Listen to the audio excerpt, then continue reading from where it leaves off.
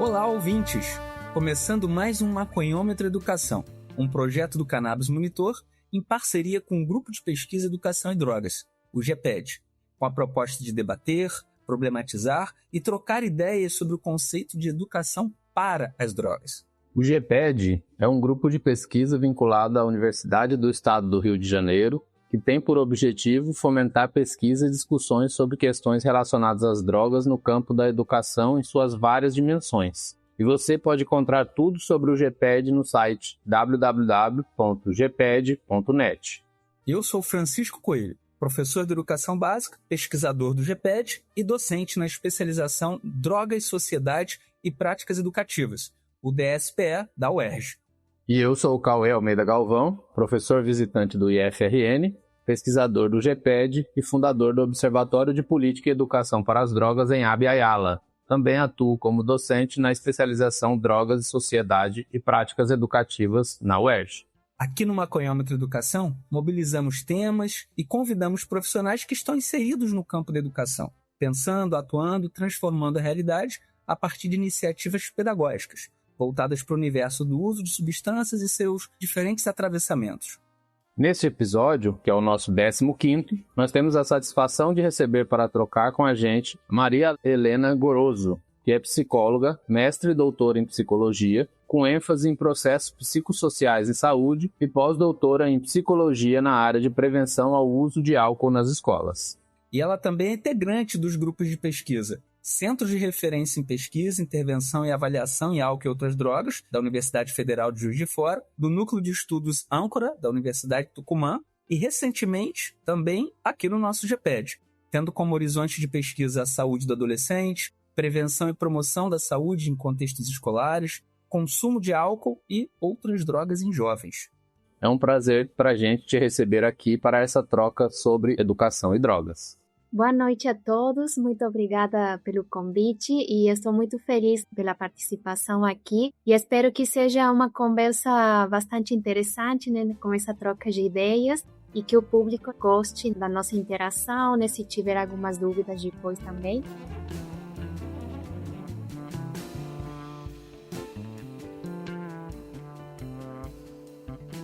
A gente queria começar te pedindo para falar um pouquinho sobre a sua experiência e como foi seu trabalho no campo da psicologia. Como que ele te conduziu ao debate da educação para as drogas? Como se deu essa intersecção ao longo da sua trajetória profissional?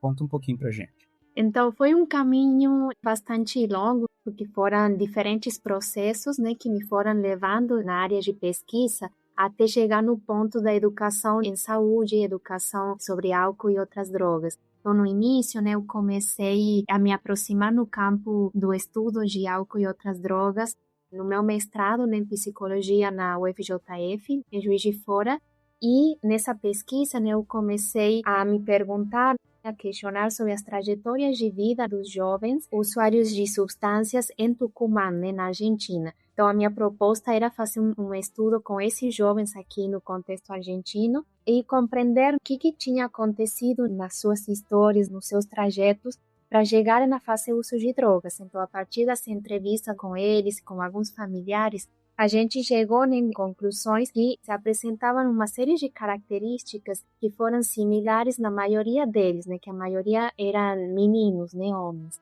Então, aparecem questões tanto no nível individual como social e contextual. Por exemplo, eram adolescentes que tinham situações de violência nas suas famílias, né, violência intrafamiliar, com todos os grupos da família, ao mesmo tempo que eles estavam por fora do sistema educativo. Eles não tinham aquele suporte tanto institucional como familiar para dar continuidade, né, a essa formação. E, por outro lado, essas situações levaram que esses meninos passem a maior parte do seu tempo na rua. Nessa interseção com a rua, as amizades e as relações que eles iam estabelecendo, tudo era em função do espaço para o consumo e uso de substâncias. E também, ao mesmo tempo, né, eles tinham outros espaços, por exemplo, laboral, que era também marcado, né, pela precarização laboral, de pequenos trabalhos precarizados com instabilidade e vulnerabilidade social. Então, todo esse contexto que eles iam atravessando ao longo da sua adolescência foi que eles comentaram, pensando as representações do uso de substância, era como uma ferramenta, né, para fugir dessa realidade, para fugir desses sofrimentos que eles iam atravessando.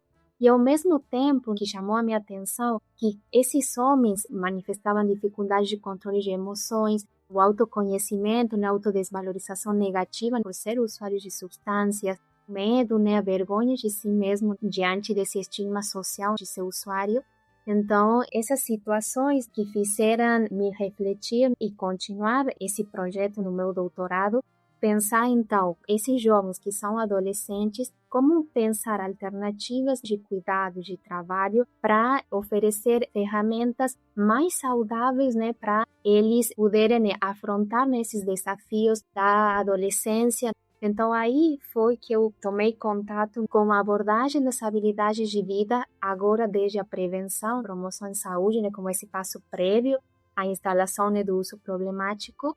Para quem não conhece, as habilidades de vida, elas são uma proposta da Organização Mundial da Saúde que foi difundida mundialmente na década de 93, mas que previamente já teve todo um desenvolvimento prévio na área de álcool e outras drogas, né, na área social, por essa preocupação, né, com a saúde dos jovens, e que consiste em uma série de educação também, né, porque não é específico para áreas de álcool e outras drogas, sino para diferentes problemáticas psicossociais, que embora ela tenha uma série, né, de críticas da forma como que ela é implementada nos pilares metodológicos, né, de ensino-aprendizagem, porque é como uma vertente, né, mais hierárquica, né, não tanto dialógica com o adolescente e o professor. Então, a partir disso, eu fui construindo uma intervenção, né, para a prevenção do uso de álcool e outras drogas no contexto escolar, baseada nas habilidades de vida, mas também tomando aportes das referências latino-americanas.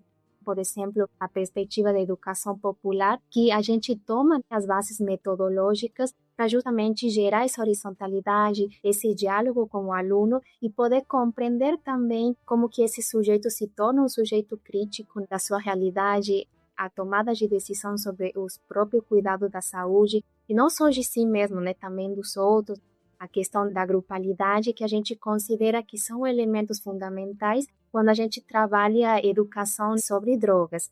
Então, aí a gente toma contato com essa abordagem mais da psicologia sociocomunitária e que, ao mesmo tempo, já no meu pós-doutorado, aí que eu tomo contato mais diretamente com a educação sobre álcool nas escolas, fazendo um mapeamento mais sobre como que são as características, né, desses programas preventivos, como estão sendo desenvolvidos no nosso contexto, porque a gente sabe que na Latinoamérica é um campo que ainda está em desenvolvimento e que não tem muitos estudos na área, porque a maioria são programas que vêm de fora, não tomam em conta as características dos nossos jovens e dos nossos referenciais teóricos e condicionamentos, né, da saúde, do contexto. Então, foi todo esse atravessamento que foi me levando a questionamentos, a pensar em propostas alternativas de prevenção e promoção da saúde.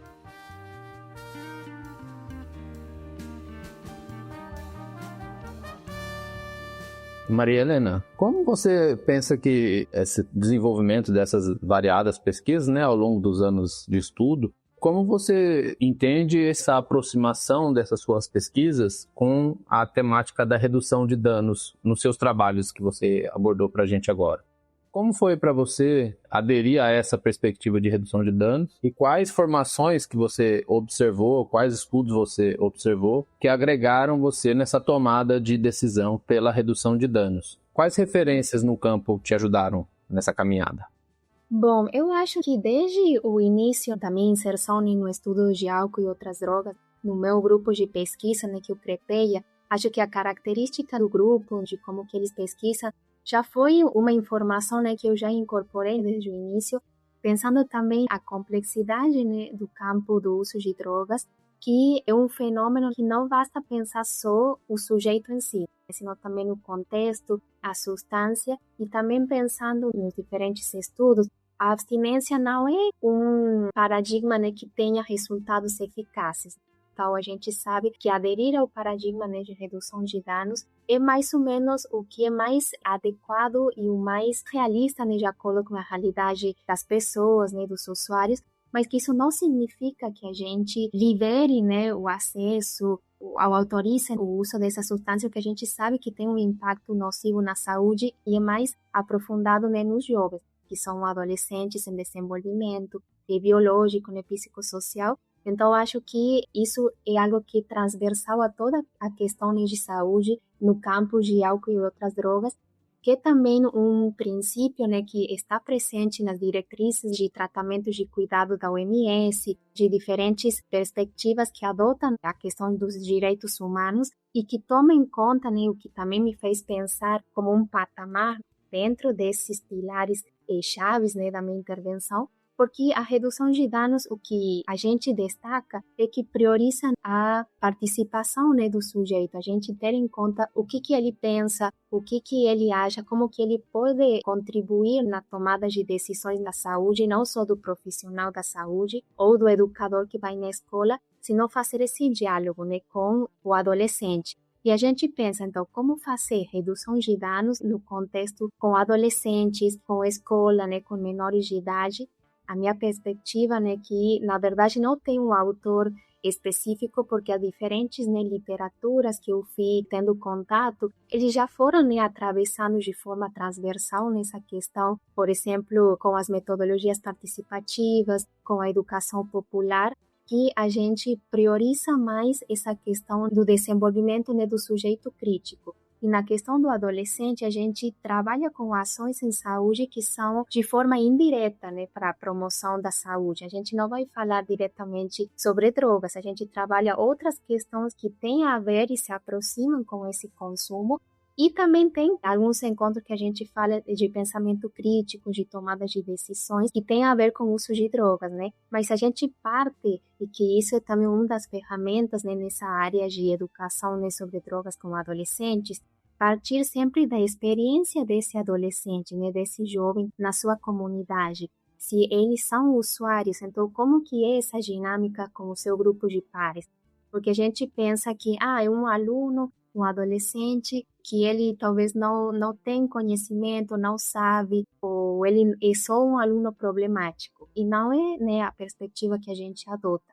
A gente adota que é um sujeito com direitos, né, que ele tem seus conhecimentos, seus saberes que vêm da sua família, da sua escola, do seu bairro. Então, como fazer esse diálogo em nossas intervenções para pensar estratégias de redução de danos, porque acontece muitas vezes, né, por exemplo, nos nossos trabalhos, que o adolescente fala, eu faço uso de álcool, mas não tem um uso problemático. E eles são conscientes e falam, mas, por exemplo, no momento de sair com amigos, a gente sabe que alguém tem que ficar responsável pelo outro, cuidar das meninas que eles não fiquem bêbadas, né, porque eles podem apresentar uma série de riscos. Então, aparece uma série de cuidados nesse coletivo. E o que a gente deveria tentar destacar ou aprimorar nesse trabalho com os alunos. E pensar, obviamente, que o nosso intuito é que eles comecem o mais tarde possível, né, a experimentação com o uso de álcool devido a esses impactos na saúde, mas o ideal, né, é que não façam uso. Mas se acontecer essa realidade, né, que é comum em muitos contextos, mas no Brasil, né, devido à naturalização, né, do uso de álcool, é importante, então, ser consciente dessa realidade e pensar, então, como vamos fazer a abordagem adequada disso, tendo em conta essa autonomia, esse respeito dos direitos dos outros.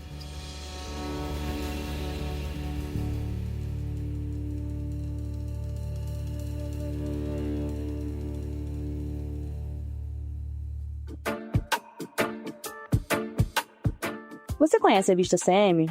A Vista CM é a loja do Cannabis Monitor. Nela, você veste a moda 420 e ainda fortalece o nosso corre, pois parte do lucro das vendas ajuda a financiar os projetos do Cannabis Monitor, incluindo o podcast Maconhômetro. E claro que os ouvintes do podcast têm desconto. Usando o cupom MACONHômetro, tudo em maiúscula e sem acento, você garante 5% de desconto. E pagando pelo Pix, ainda garante mais 5%. Confira nossas coleções em vistacm.com.br, vista essa ideia e fortaleça o Cannabis Monitor.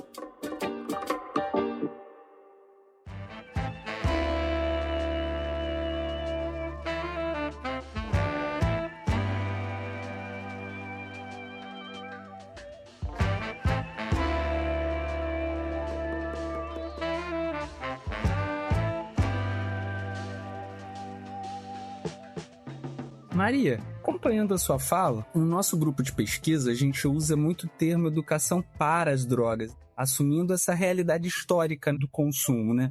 Em diferentes momentos da história, em distintas civilizações. Então a droga sempre perpassou todas essas relações humanas, né? Então esse pressuposto social, sociocultural, a gente carrega com muito afinco, até para entender a dinâmica da redução de danos. E como muitos grupos usavam diferentes substâncias com equilíbrio, com parcimônia. Esse é um ponto interessante que a gente acaba diferenciando educação para as drogas e educação sobre, né? Até desconstruindo um pouco a ideia de que informar seja sempre o mais conveniente, né? A gente sabe que às vezes a informação não necessariamente leva ao conhecimento. Então é interessante a gente assumir esse cenário. Agora, no âmbito geral, você, enquanto pesquisadora, percebe que professores, gestores educacionais, eles estão receptivos a essas questões da educação para as drogas, nas escolas, nos espaços educativos? Você percebe fragilidades, dificuldades nesse debate, dentro, fora da escola? Você vê diferenças notáveis entre a realidade no Brasil e na Argentina? Conta um pouquinho pra gente. Obrigada pela pergunta, porque justamente essas perguntas que você me fez agora tem muito a ver com essa questão, né, de educação para as drogas e da questão da informação, como que joga isso, né? O que a gente sabe quando elabora programas preventivos, que a informação é só uma ponte de outros montes de estratégias para que essa intervenção seja eficaz. Então, porque, por exemplo, pensando nas dificuldades ou nas fragilidades dessas experiências na escola, a maioria pensa que a palestra é como a estratégia fundamental para divulgar a prevenção na área de álcool e outras drogas.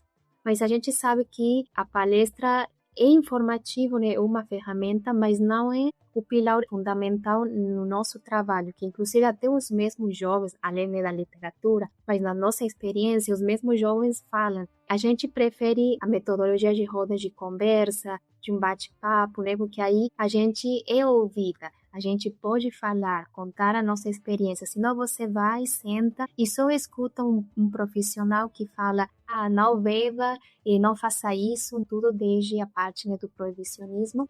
Então, eles perguntam e questionam por outras metodologias e permitem a eles, né, ser parte desse desenho de programas, de ações na comunidade. Então, acho que fazer essa proposta na escola, às vezes, né, de metodologias grupais, em salas de aula, às vezes é uma dificuldade que eles pensam que é só um encontro único, palestra com um grupo, né, de 50 alunos, 60, porque eles têm também essa questão da dinâmica institucional que aparece, mas o aluno vai perder aulas.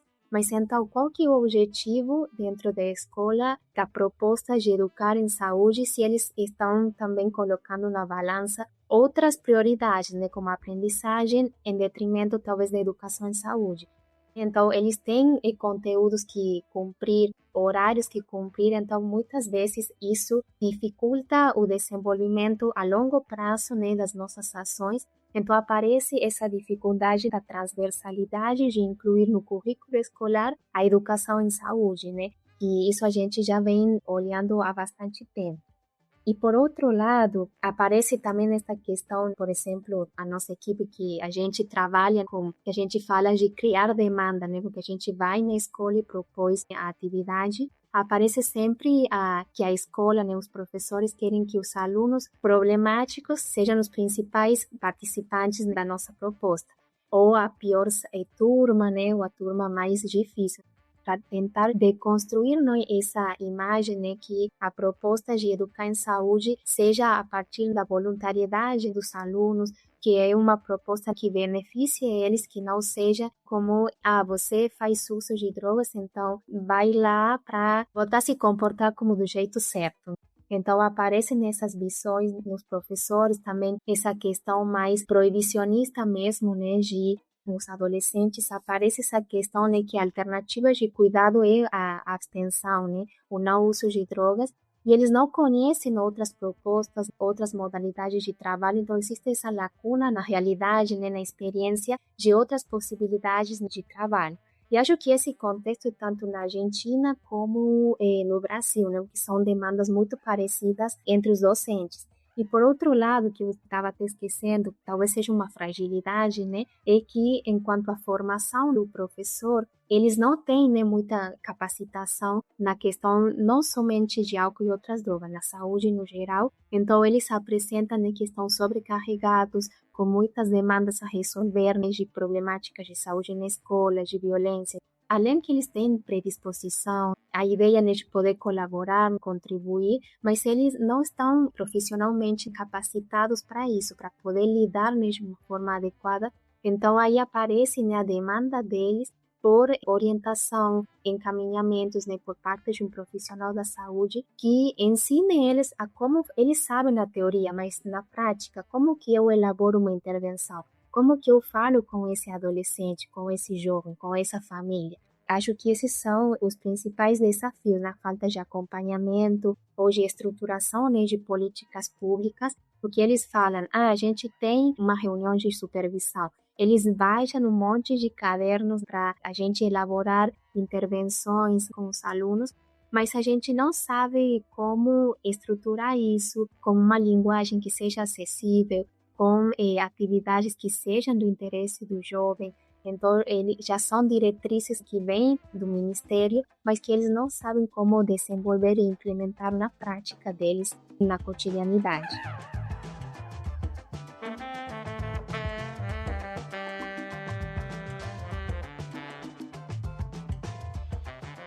Maria, você acha que o debate das drogas em ambientes educacionais deve diferenciar as substâncias? Há alguma substância em particular que mereça uma atenção diferenciada por parte dos educadores?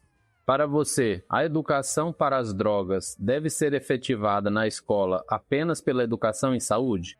Muito interessante essa questão do uso de drogas nas escolas. Eu acho que o trabalho com as substâncias não deveria focar na questão se é ilegal, né, ou legal, porque essa distinção de legal ou não tem a ver mais com o que é permitido ou não é permitido do ponto de vista legal.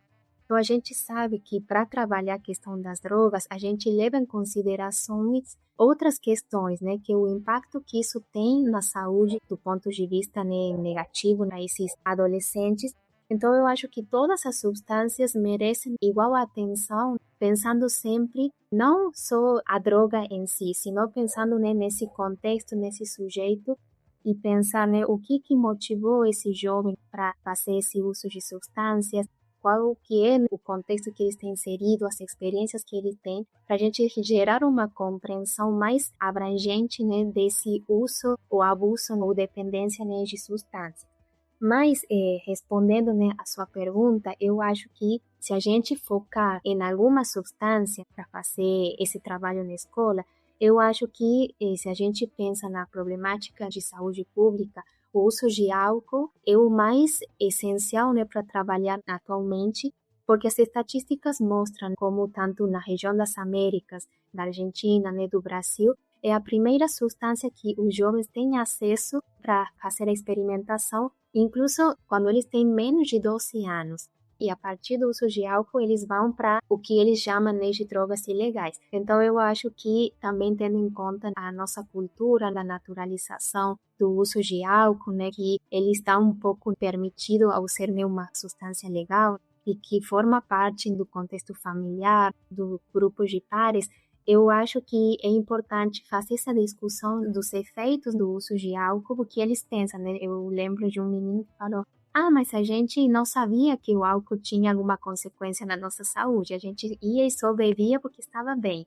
Porque as estatísticas mostram, né, por exemplo, em população geral, de 12 a 64 anos, qual que é a faixa etária que tem a taxa mais alta de uso de álcool? Depois da juventude de 25 anos, são os adolescentes de 15, 16, 17 anos. Então, isso mostra, né, uma realidade que a gente tem que ler esses dados, não só como um dado, sino pensar, então, o que isso está mostrando, né, da nossa realidade. Então, eu acho que a gente deveria começar por aí. E sobre a educação em saúde, como que era a pergunta? Para você, a educação para as drogas deve ser efetivada na escola apenas pela educação em saúde? Sim. Interessante, né? O que aí eu acho, né? Eu considero também que a educação a gente seleciona ou tem certa prioridade pelo contexto escolar, porque como ponto de entrada para a gente ter acesso a um número considerável, né, de adolescentes, é o ponto onde eles sempre vão estar. E eu acho que, por isso, a escola não tem que ser somente um espaço para o ensino e aprendizagem. Também tem que ser um espaço de inserção comunitária, de inserção de questões de saúde, porque é a partir dessa inserção na escola que a gente pode fazer intervenções em saúde de forma eficaz, porque a gente sabe que esses adolescentes ou essas crianças muitas vezes não têm a oportunidade, né, para questões de desigualdades sociais, não têm acesso à saúde, né, seja tratamento, prevenção, promoção, tendo em conta também o contexto social, né, que a gente está de desigualdade. Então, por isso que a escola tem várias vantagens para a gente desenvolver as nossas intervenções lá. E, por outro lado, eu acho que a educação para as drogas não deve ser exclusivo da escola ou do professor, né, do docente. A gente sempre parte da ideia de criar redes, né, da multidisciplinariedade, porque muitas vezes a escola não tem que trabalhar de forma isolada, não tem que lidar tudo e ser responsável por dar resposta a todas as demandas. A gente sabe que a escola está inserta numa comunidade, numa sociedade, e sempre vai ter limitações, né, nas suas atuações. Então, em um momento de ter limitações, dificuldades, né, de resolução das problemáticas, poder criar redes, tanto dentro da escola como fora da escola. Então, dentro da escola, trabalhar com outros docentes de outras áreas, talvez como diretor, como pessoal de limpeza, com os familiares, com os outros adolescentes.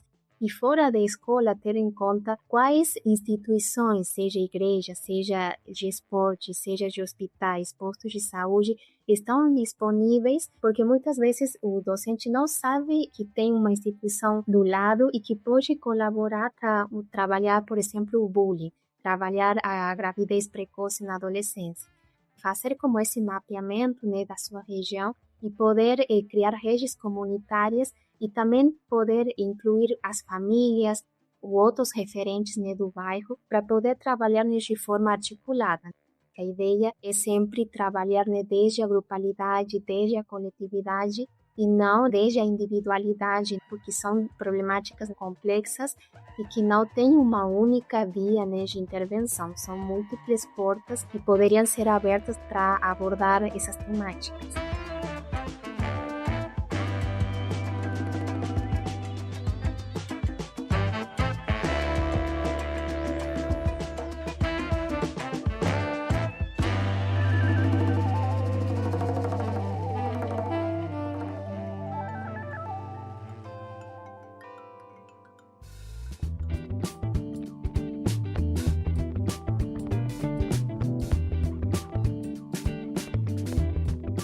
Maria, você comentou na sua fala sobre a vulnerabilidade juvenil, né, e sobre essa demanda de temas transversais que a escola vai precisando cada vez mais se atualizar, ampliar. Você comentou a questão do bullying, né, que perpassa o temário das drogas digitais também, dessa política de excessos, né? Isso não é só com o digital, isso também em várias regiões tem a ver com tabaco, com álcool, com cigarro eletrônico.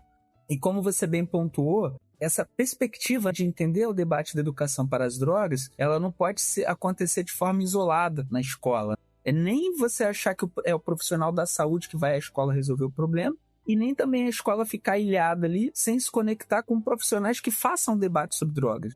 Não falo nem apenas no âmbito do corpo, né? Na questão biológica. Porque acaba sendo até um equívoco, né? As pessoas acham que o professor de biologia ou de química que tem que falar sobre drogas. O que Lourdes já vai apontando, né, Lourdes Silva, essa desconstrução do currículo mínimo irredutível. Então a gente tem um paradigma na realidade. Entender que vários temários entram e atravessam a escola, como o professor precisa estar atento a isso tudo, e entender que essas dinâmicas elas vão acontecendo com base no movimento social, nas interações. Eu estou falando tanto do uso de droga digital quanto química. Mas traz pra gente, nessa dimensão, nesse cenário que eu estou te apresentando, algumas sugestões, né? Você já deu algumas. Que outras sugestões você daria para os educadores que querem pensar uma educação para as drogas centrada na redução de danos, na garantia de direitos, na autonomia dos sujeitos humanos?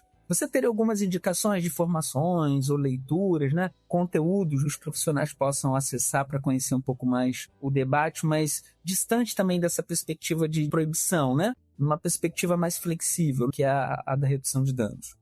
Considero, né, que seria importante que o mesmo docente, né, conheça, né, a complexidade que tem, né, a problemática do uso de drogas e que também as nossas intervenções, as intervenções, né, da escola têm também suas limitações, né? Sendo necessário o suporte, como você bem falou, de profissionais de saúde, também, né, de políticas do Estado, a articulação com redes comunitárias, né, sociais, e que não se trata desse trabalho isolado, né, em salas de aula, porque aparece isso como que só o professor de química ou de biologia, de cidadania tem que ser responsável por isso. Então, como que seria possível que seja um trabalho transversal em todas as disciplinas, seja língua, matemáticas, seja possível trabalhar com uma perspectiva que não seja só teórica, sino uma perspectiva metodológica, né, pedagógica, que possibilite outra forma, né, de atuação em saúde na escola.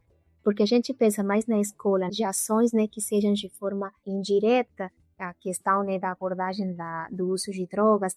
Por exemplo, a gente trabalhou com docentes na Argentina, com uma série de grupos focais, e foi interessante, né, porque os docentes, eles têm experiência dentro das salas de aula com os adolescentes. Então, eu acho que eles têm o conhecimento, a prática, só que era necessário uma sistematização dessas ações. Então, quais são essas ações, né, que eles realizam na sua cotidianidade em salas de aula, que permitem esse acolhimento desse jovem e que possibilite a educação com um sujeito que seja crítico, que possa se questionar em diferentes temáticas, né, seja de drogas ou questões da vida diária. Então, a gente propõe, né, por exemplo, que eles oferecem espaços, por exemplo, em salas de aula, né, o olhar, a escuta, o acolhimento desse jovem no dia a dia, né, que eles perguntam como que foi seu dia. Então, essa conversa, né, esse interesse, né, pela história desse jovem, o que aconteceu com ele que não se manifestou na escola, o que aconteceu com a família dele. Então, essa socialização, né, com o docente, eles comentam que isso favorece a comunicação, né, essa relação, né, do vínculo, né, com o docente, e que isso, talvez eles não pensam que isso é também uma atuação em saúde, esse cuidado, esse acolhimento. E, por outro lado, nessa questão de eles utilizarem talvez outros espaços que não seja só de aprendizagem tradicional, sino poder utilizar espaços, né, extracurriculares para trabalhar nessas questões que têm a ver com o desenvolvimento, por exemplo, do uso de drogas. Então, fazer, né, intervenções, né, grupais que tenham a ver com a arte, com o corpo, a música, né, que são estratégias que são do interesse do jovem, que respeita a autonomia desse jovem, né, a linguagem desse jovem, e partir de interesses que são próprios deles e que são como técnicas ou meios, instrumentos para colocar na mesa, né, falas sobre questões de saúde, questões de cuidado, questões, né, de promoção em saúde, educação em saúde. Então, utilizar diferentes dinâmicas, estratégias que possibilitem trazer à toa a fala desse adolescente, o que ele está vivenciando na sua cotidianidade, no seu grupo de pares, e como dentro do coletivo, o fortalecimento desses vínculos, que estratégias são possíveis pensar para abordar e afrontar, né, esses desafios. Então, acho que essas dinâmicas vão possibilitar que a voz desse adolescente seja escutada por esse adulto. O docente é esse adulto de referência, então que o adolescente seja visto, né, como alguém que é importante, que tem uma fala, que tem uma ideia. Acho que isso favoreceria a criação de projetos conjuntos, preocupação pelo outro, pelas situações, né, que são vivenciadas na comunidade, e como que eles também poderiam participar na resolução ou na problemática desde um ponto de vista, né, mais ativo. Porque a gente pensa que o adolescente não é esse sujeito que não sabe nada, que não sabe o que fazer da sua vida, que não sabe o que fazer do seu futuro, sino que ele se interessa pelo presente, pelos seus amigos, pelos familiares, né, pelos pares. Então, acho que ter essa visão do sujeito, o adolescente como um sujeito, né, de direitos, acho que isso seria como o principal para promover ações de saúde na escola. e que possam, né, ser eficazes e que tenham uma certa adesão, né, por parte dos alunos.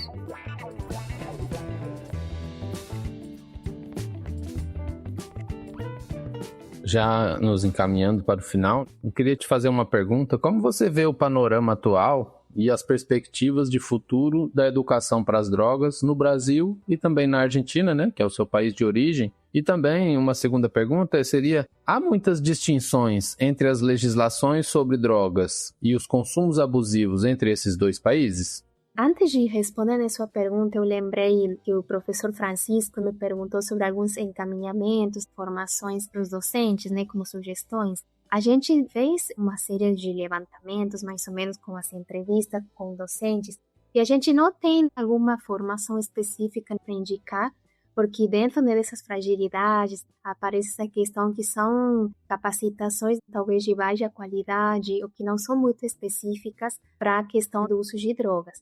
Mas a gente trabalhou também no desenvolvimento de alguns materiais que são destinados a docentes. Então, propõe, né, as atividades mais simples, né, umas sistematizações das ações que eles já fazem na escola e que estão disponíveis na internet de graça, que é uma cartilha, né, que chama Habilidades de Vida, Ferramentas para Docentes na Promoção da Saúde Adolescente. E tem também outra cartilha, né, que foi desenvolvida também pelo CREPEA, conversando sobre drogas, que apresenta algumas estratégias para poder falar esse assunto, né, com os adolescentes. E tem também um livro que também foi organizado pelo CREPEA, que chama Prevenção ao Uso de Álcool e Outras Drogas no Contexto Escolar, que aí também faz um levantamento teórico de programas que estão sendo desenvolvidos e que poderiam ser interessantes para os professores. E a gente também, eu poderia sugerir contas, né, no Instagram que trabalham essa questão, né, da prevenção, promoção do uso de álcool e outras drogas, que são, né, núcleos de pesquisa da Unifesp, que é o Previna, né, que é o núcleo de pesquisa em prevenção ao uso de álcool e outras drogas, e o NEPSIS, que é o Núcleo de Pesquisa em Saúde e Uso de Substâncias, também da Unifesp, que eles, inclusive, têm um material disponível, que é um manual para professor e para os alunos, que é o programa PERAE, que é o único programa para a prevenção do uso de álcool desde a redução de danos, que ele é uma adaptação cultural do SHARP, que é aquele programa da Austrália, mas que ele fez toda uma pesquisa da Tatiana Amato, professora. Ela fez todo um percorrido numa pesquisa para validar esse programa no Brasil com jovens e adolescentes e docentes. Então, acho que seguir esses núcleos, que eles postam, né, publicações ou sugestões, né, de materiais, acho que seria interessante para os docentes. Respondendo a outra questão do panorama atual, que eu já comentei, né, um pouco, que, por exemplo, as legislações não são muito diferentes. Acho que tem essa questão da preocupação das diretrizes curriculares do Ministério da Educação sobre a implementação da educação em saúde na escola, da formação continuada dos professores, seja do ensino básico, fundamental, ensino médio, e eles também propõem, né, a abordagem das habilidades de vida. Então, nas leis, ele está escrito, mas o que acontece tanto no Brasil como na Argentina? Aparece essa dificuldade da execução dessas leis na realidade. Então, aparece essa dificuldade da formação dos professores, da dificuldade da oferta de especializações, né, de cursos, de capacitações, como também é um aspecto importante que é a incorporação da figura do psicólogo ou de outro profissional da saúde na escola. Então, tem muitas escolas, né, em diferentes contextos que não têm essa possibilidade de contar com um gabinete psicopedagógico. Então, a lei muitas vezes tem essa dificuldade de aplicação devido também às políticas de governo que estão atravessadas, né, pelo desfinanciamento, tanto no Brasil como na Argentina, é uma situação bastante similar. Então, isso torna difícil, né, o desenvolvimento de programas de educação que sejam efetivos, né, a curto e longo prazo. Além, né, que se a gente pensa na questão mais da nossa área de pesquisa, né, de ciência, também existem essa lacuna nesse desenvolvimento um pouco precário de intervenções, né, no campo. Então, é um campo que ainda está em desenvolvimento, que tem que ser mais promovido, né, para mais pessoas se interessarem que embora existam essas propostas de formação integral do aluno, desde o Ministério de Educação, é necessário um maior investimento, né? Posto que os mesmos professores, os mesmos gestores em educação, eles falam que, por exemplo, no Brasil, não existem leis sobre educação sobre álcool, especificamente na escola.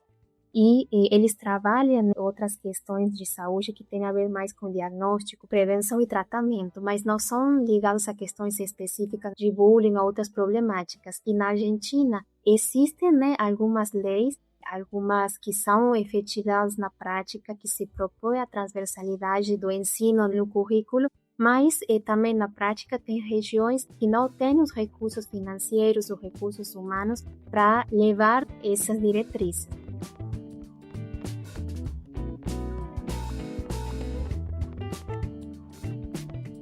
Bom, professora Maria Helena, foi muito bom ter essa troca com você de ideias, né, de aprendizagens e poder compartilhar com o público do Maconhômetro todas essas questões sobre a sua trajetória, experiência e as múltiplas possibilidades de atuação pedagógica no campo das drogas.